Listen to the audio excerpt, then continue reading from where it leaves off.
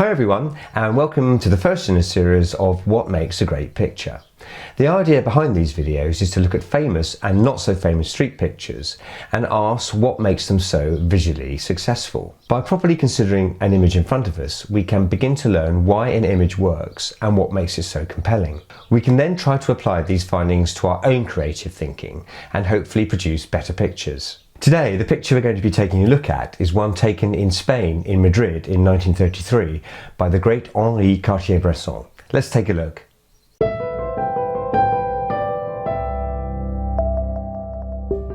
This picture was taken in Madrid in 1933 and is one of Henri Cartier-Bresson's classic early street pictures, and probably my personal favourite of his.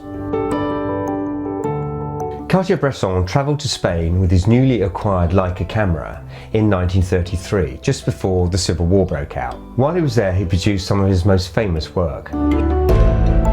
He was influenced by and experimented with Cubism and Surrealist art forms that were prominent at the time. This image, as with many of his early pictures, is based on a very simple idea. In the background we have a flat plane, the wall. In the middle ground we have our important character and main point of interest, and in the foreground we have the children, or extras if you like. So it's nicely layered with the right amount of depth. But looking more deeply at the image, we can see, for example, the massive contribution that the erratic black windows make. Take these out and the surrealist mood vanishes. The image would lose its vitality. The purposeful direction of the portly middle-aged man in the centre of the image is quite at odds with the excited and animated roles that the children play, who are obviously responding to Cartier-Bresson and his camera.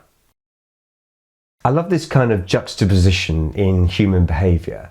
It can be used to such great effect with people in street photography. So, our leading man arrives onto the stage, almost like a cartoon character.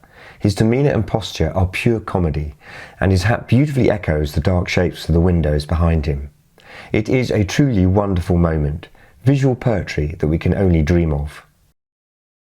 Of course you have all the incredible shape and movement going on, but so much of what makes this a great picture is in the framing.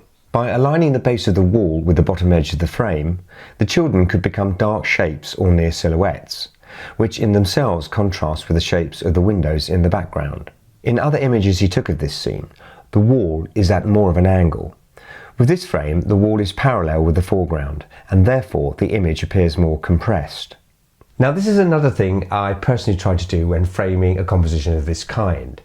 I always feel that I want to be equidistant somehow in my positioning from the subject. I think because it feels more balanced and more comfortable on the eye. Or perhaps because I feel it adds a more abstract feel to the image if everything appears neat and tidy, although that's probably just me and the way I prefer to see the world.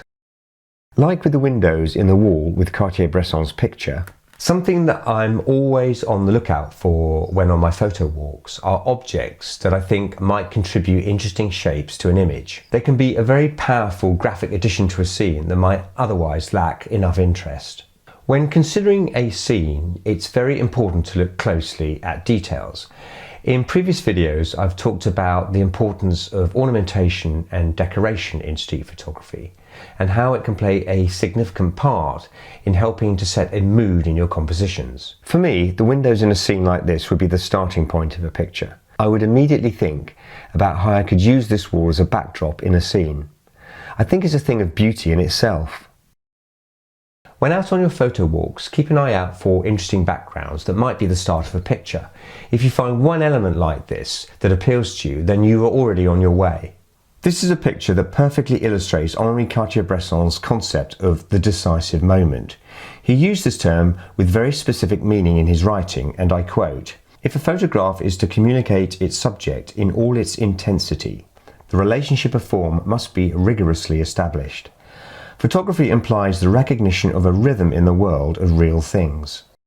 This takeaway message is that there are fleeting moments when all objects seem to align perfectly in a frame. Here we are talking about balance, which is something I often refer to when explaining why the shutter was pressed at a particular moment. It's not just about the timing of events in a scene, it's also about the vantage point, the lighting, the framing. These things are also crucial. It's often described as an instinctive thing, But for me, there must also be an element of organisation in your thinking. If you want to avoid cropping, then you must focus very carefully on your framing. You must look at the whole frame and into every corner. Is there something there that shouldn't be there? And conversely, have you included everything you should to help balance the composition?